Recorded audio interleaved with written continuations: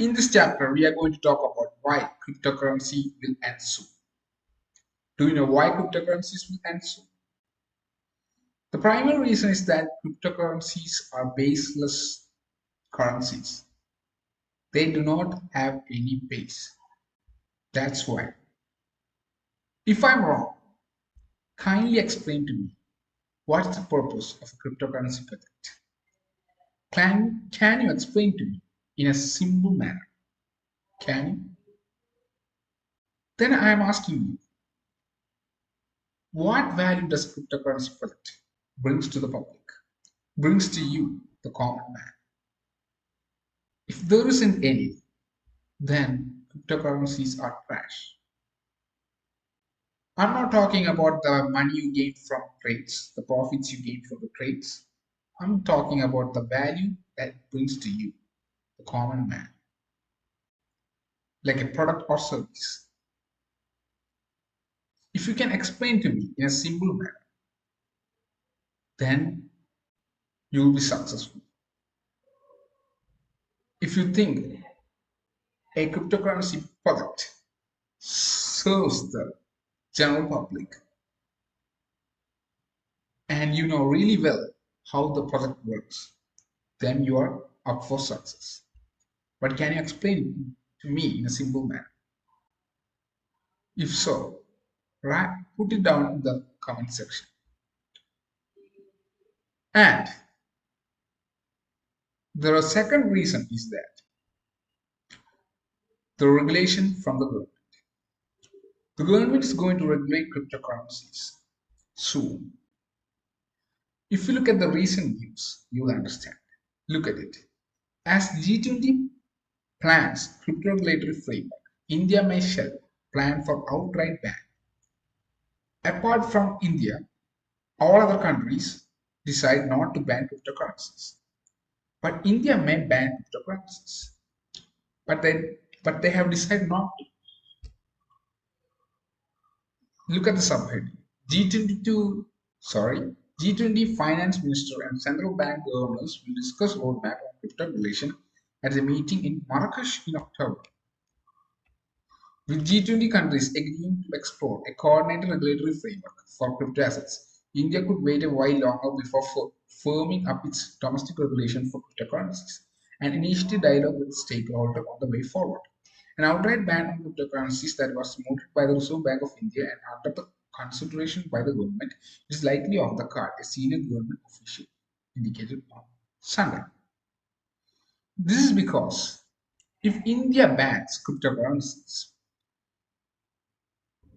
the cryptocurrency holders within India will move to some other jurisdiction, some other places where cryptocurrency projects are regulated well or there is no regulations.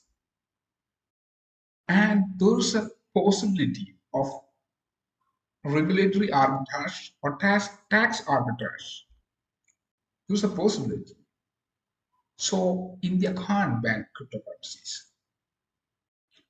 What does it mean to do a tax arbitrage? Tax arbitrage simply means people will move from countries where there are higher taxes to countries where there are no taxes or less tax. I hope you understand. That is what is going to happen. And people will exploit the system by doing a tax arbitrage. It simply means, what does it mean? It simply means they will move their crypto assets from a high tax paying state to low tax paying state. Simple as that. I hope you understand. Look at the news. Look at it. An earlier outright ban. Earlier, India was contemplating a ban on it. A lot of conversation happened. In late 2021, there was a lot of interest in cryptocurrencies. A lot of people were buying it, and even advertisements were coming in IPL matches, which we felt was on, not on officially. When we went deeper into regulating, we realized one country alone cannot do it. unless we get into monitoring and controlling every device on the internet, which is not the kind of regulations we want in India. So whatever we do all along, this thought has been there to build a global consensus. The official explained. This is a very important point. Global consensus. Every country needs to achieve a global consensus to regulate crypto. That's a very good point. Very important point. The G20 leaders declaration has endorsed the Financial Stability Board recommendation to regulate and supervise crypto assets activities. It welcomed a synthesis paper from International Monetary Fund and FSB, which includes a roadmap for coordinated regulatory framework that factors in risk, including those specific to emerging markets and pertaining to money laundering and terror financing. So, what does it mean? What does this paragraph mean? Simply says that cryptocurrencies were once used for money laundering and terror financing. So, government wants to put a check on it. Simple as that. How government does it is simple. Government takes your identity and verifies it. Simple as that. On such itself, when you convert your rupee to a cryptocurrency, at that time itself government will track you. Government want to know everything about your cryptocurrency transactions. Yeah, there's good side to it and there's bad side to it. Simple as that. Good side is it's simple. Government can track you. So if anything goes wrong, there will be a government to deal with the situation. And the bad side is you lose your anonymity, privacy. So that's a bad side. And you feel that somebody else control your money. Okay. Yeah. Yeah. The G20 finance minister and central bank will discuss for taking forward this roadmap at a meeting in Marrakesh next month. That's this month, October. Timely implementation is key. The purpose is that the risks are well managed. Any country can allow higher risk if they want, or ban it if they like. But whatever one does, it should not go below a certain level of regulation. Otherwise, it will lead to shifting the trade to other jurisdictions, the official pointed out. Explaining the G20 push for timely implementation of FSB recommendation in a consistent manner globally to avoid regulatory arbitrage. So, what does it mean? It should not go below certain level of regulation. The regulation will be somewhat the same for all the countries. There's no change in that. And there will be a little bit regulation, a regulatory difference in other countries. But the base will be the same. Because if the base is not the same, people will exploit the system. Simple as that. Okay. Each of the recommendation of the paper has to be assimilated. We have to put through what it means with service our economy and financial system. It has to be taken up not just by G20 countries but others as well. If one country say we will have a very relaxed approach towards this, it will defeat the entire purpose. Yeah, that means everyone needs to agree on this regulatory framework. Based on this, we need to have a conversation based on our system with our stakeholders on how we see the policy recommendation, the roadmap, and what is our final view. IMF Managing Director Christine George Shore said on Sunday that more work lies ahead in the realm of digital money and crypto assets. To this end, G20 has tasked 11 institutions to improve regulations and supervision of crypto assets. The IMF is contributing to the proposal for a comprehensive policy framework and advanced debate on how central bank digital currencies will impact the global economy and the financial system, he said. It's simple as that, which means that they are going to use CDBC to track your transactions and not the transaction and keep a record of everything. But at the same time, using CDBC, you can track other currencies, decentralized currencies. Because when you convert a CDBC to another currency, government can know where the money went. I hope you understand. I hope you got the point. There was another news on who were the people who invested the most, the age group that invested the most in cryptocurrencies. Study shows that 94% of crypto buyers are Gen Z's millennials, but Gen X is outspending them. Simple as that. But you have to understand from the study that Gen X is just outspending them because Gen X is an older generation. Simple as that. And millennials and Gen Z's are younger generation. And Gen X is only a fraction, not fraction, I think, only signifies a little portion of the pie. Look, at a glance, nearly 94% of cryptocurrency buyers are in the age range of 18 to 40, with Gen Z 18 to 24 and millennials 25 to 40 making up the majority. Gen X and boomers, which are old generations, account for only a small percentage. Interestingly, all the younger buyers outnumber older ones.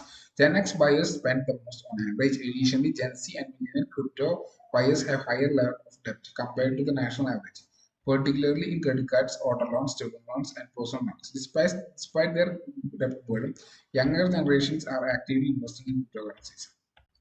94% of all cryptocurrency buyers are Gen Z or millennials.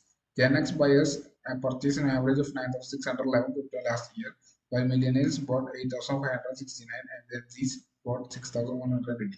Millennial crypto buyers have 5.4x more student loan debt, 2.3x more auto loan debt, and 1.7x more student loan debt than the national average. Between Bitcoin hitting $1 trillion valuation for the first time and increasing interesting things like Ethereum and NFT, cryptocurrency has been making a lot of waves lately. Of crypto's 13-year existence, there has been lot of speculation about the viability of digital currency. While the future of things like Bitcoin and Ethereum are still to be decided, some aspects of what's driving the growth of crypto today are clear. We wrote recently about how lower FICO score buyers are helping to drive crypto's growth. That means the people who have less credit score, that means who have less, means what do you say? The people who have less access to the banking system use cryptocurrencies more because they don't get loans. It's harder for them to borrow money because they are newbies to the banking system. It's really hard to get the money when you are newbie. I mean, when you're on the road, you can't get the money because you're starting out. You don't have the track record to get the money. It's like a paradox. When you go to a job and when you apply for a job, you need experience. But to need experience, you need a job. Like that. And the same goes here. And same goes in other situations as well. Like this. When you go to a bank, ask for a loan, they will ask for credit score. But to get a credit score, you need a track record. To get a track record, to need a track record, you need to get a track record. Because to track record, you must have borrowed money in the first place. But there is no first place here. He's a newbie. Yeah, it goes like that. So it's tough to get money. That's why they go to cryptocurrency market where it is very easy to borrow money. If you put money, they will give you loan. It's just that easy. Anyway, 94% of crypto buyers are 18 to 14 years old. Before we dove into spending on crypto, we want to get a better understanding of how cryptocurrency buyers break down by generation. Look, 76.46% of millionaires are buying cryptocurrencies. That's a huge portion. Second comes Gen Z's, 17.40%. That's also a huge portion. Gen X's and boomers are older generation. They signify a very little part of the pie. Look, 4.93% of Gen X buy cryptocurrencies, but they pay a lot of money. I mean, they purchase cryptocurrency a lot more than millennials and Gen Zs. Boomers signify a small fraction of the pie. Yeah, 1.22 percentage. That's not much. The common perception around cryptocurrency is that it's young person's market, and our data backs that. Look, Gen Z 17%, millennials 76%, Gen X 4%, almost 5%, Boomer 1.22%. Buyers in the Gen Z and millennial buckets make up 94% of all crypto buyers, compared to just 6.14 across all the buyers over the age of 40. This is primarily because Gen Z and millennials are young and it's okay for them to take risk. It's not that because they don't have any choice. We will get to that very soon. Because just think about it. Gen Z and millennials are new to the markets, and it will take a long time for them to accumulate the money that Gen X's and boomers accumulated, accrued over the time. So it's tough. And the other thing is their life is screwed up. Simple as that. They have to take huge student debt. They have to take a huge student loan to get past college, get past school. And there's the auto loan debt, credit card debt, personal loans. Simple as that. And it's really tough for them. And they have to pay this over their lifetime. And it's not easy. They're frustrated and miserable. That's why they go to the cryptocurrency market where they can get 100x. From there, they could pay off the debt and live a modest life or a luxurious life. I don't know. So it says, what does it say? So not only cryptos with young buyers came, it's by a wide margin. Yeah, yeah, it's by like 50.50x for millennials outnumbers Gen X's by 15.15x, 15.5x, boomers by 62.9x. Gen Z is also outnumbered, but soon Gen Z will pick up. They will come close to the millennials. Like wait for 2 to 3 years, it will change.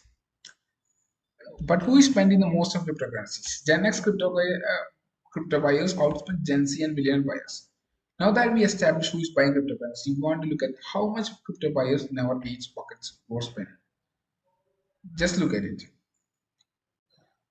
Gen Z make up spends about $6,150, millionaires $8,596, Gen X $9,611, boomers $4,567. Yeah, Gen X spends more money in cryptocurrencies only because, do you know why? Only because they have more money, because they have high salary and they have a huge net worth compared to their younger counterparts. Simple as that. And they don't have huge debt too. They have a home, I suppose, and they don't have to pay for that. I mean, they might have already paid for it for their home loan and all. Excluding the boomer bucket, which only accounts for 1.2% of all crypto buyers, the data showed that each older age group consistently bought more and more cryptocurrency than those buyers in each previous younger buckets. Gen Z, 18 to 24, 6,120, millennials, 8,596, Gen X, 9,611, boomers, 4,567. Even though Gen X buyers only make up 44.9% of all crypto buyers, they bought an average of 9,611 cryptocurrency over 12 months, or 1.6x more than the Gen Z buyers, 1.1x more than the millionaire buyers. Older people who have more time to advance in their career and who have access to large lines of credit have more spending power and disposable income. How those individuals are spending that money on crypto, especially compared to younger buyers, is a bit surprising though. As mentioned above, younger generation Zs and millennial crypto buyers outnumber older buyers by 15x. So it would be easy to chalk this all up to older investors, uncertainty about emerging and potentially volatile market. Younger buyers will invest to take more risk, but the data tells a different story. It clearly shows that not only are Gen X crypto buyers outspending younger buyers, but also that there's also correlation between increasing age and bigger spending in crypto. So while younger crypto buyers far outnumber the Gen X buyers on average spend more money on cryptocurrencies. Yeah, you know that because Gen X are older generation, Gen Xs are older generation because you just have to think they have a high salary and a good job and they are well settled. Now comes to the next paragraph or heading. Millionaire crypto buyers have more debt than the national average. Lastly, we want to look at the average debt among Gen Z and millionaire crypto buyers, who make a choke of all crypto buyers, to see how they compare the debt total of an average American. Just look at it. The data show that 40 and under crypto buyers have more debt than the average US household when it comes to credit cards and auto loans. Yeah, just look at the debt accrued by the millionaires. $28,673 for credit card loans. Student loans 66,507. Auto loan debt here 45,516. Personal loan debt 26,927. If you add all this up, it's almost 150K dollars worth of debt. It's very hard for them to pay this back, and they have to pay this back over a lifetime. Yeah, they have to pay that back. And second comes Gen Zs. They're also above national average, 11,181. They're just kids. You have to understand. 36,546 for student loans. Auto loan debt is $39,000. Sorry. Personal loan debt $11,702. In this case, like millennials debt is twice as that of the Gen Z's debt. You have to understand. In most cases, it's like that. Look, credit card 5,315, Gen Z's 11,181. That's the average household. Average household use of 5,350. That's okay. It's cool. But 11,181 Gen Z, that's too much. Millionaire 28,673, that's too much. It's twice, right? Almost not twice.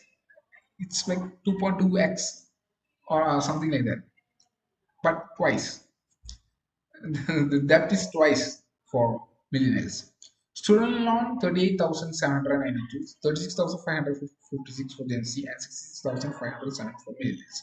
Auto loan debt is 19,703 for auto loan debt, 39,803 for Gen Z, and millennials 45,560. Personal loan debt 16,458 for average household. Personal loan debt Gen Z 11,702. Millennials 26,927. So millennials accrued twice the debt as the Gen Zs.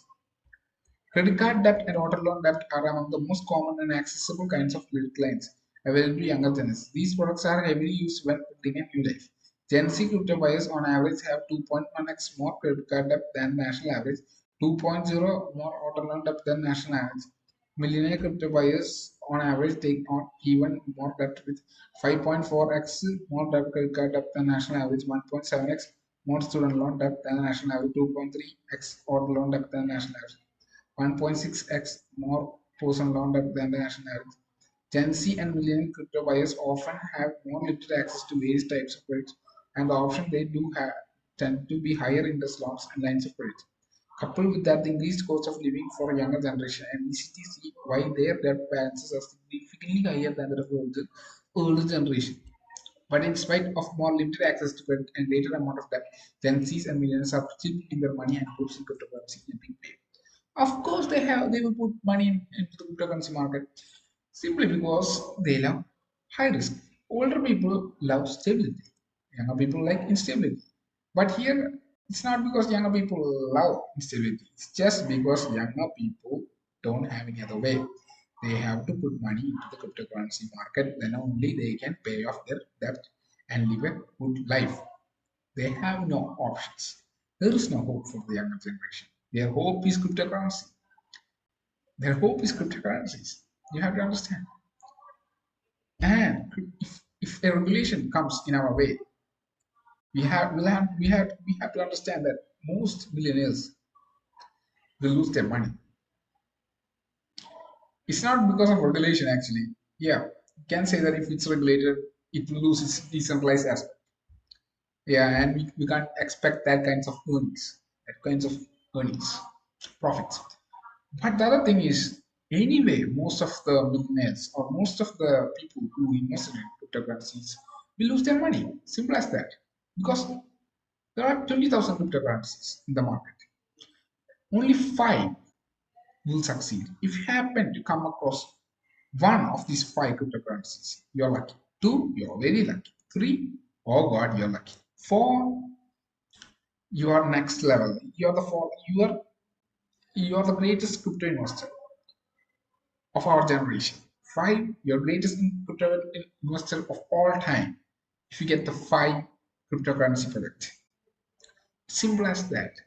But rest of the people who invest in other cryptocurrencies will will I don't know what will happen to them. They will go out of the system.